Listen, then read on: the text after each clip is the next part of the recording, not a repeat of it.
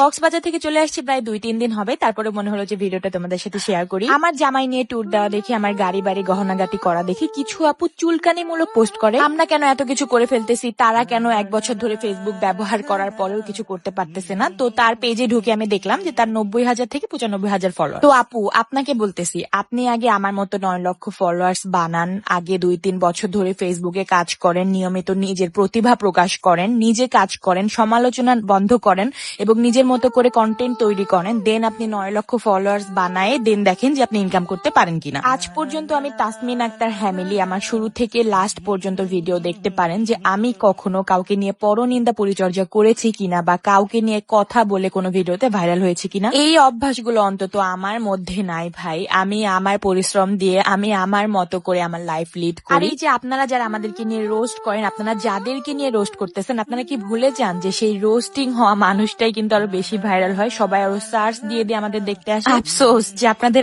এতটুকু নলেজ নাই যে যাদেরকে নিয়ে রোস্ট করতেছেন তারাই আরো বেশি ভাইরাল হচ্ছে। সো নিজে ভাইরাল হওয়ার জন্য নিজে কিছু করেন, নিজের প্রতিভা প্রকাশ করেন, নিজের কাজ সামনে আনুন, দেখবেন আপনি নিজে অলরেডি ভাইরাল হয়ে গেছেন। ফেসবুক থেকে আর্ন করা আপনারা ভাবেন যতটা সহজ, তার থেকে ঠিক ততটাই বেশি কঠিন। তো যাই হোক ভাই, অনেক কথা বলে ফেলছি, আসলে এগুলা নিয়ে কথা বলার আমার বিন্দু পরিমাণে ইচ্ছা নাই। তো যাই হোক, আজকে ভিডিওটা শেষ করছি এই পর্যন্তই। সবাই ভালো থাকবেন, সুস্থ থাকবেন, আর আমাদের সবার জন্য অনেক অনেক দোয়া করবেন যেন আমরা যেমন আছি আল্লাহর রহমতে আলহামদুলিল্লাহ অনেক ভালো আছি, আর এরকমই আমরা সারা জীবন থাকতে পারি।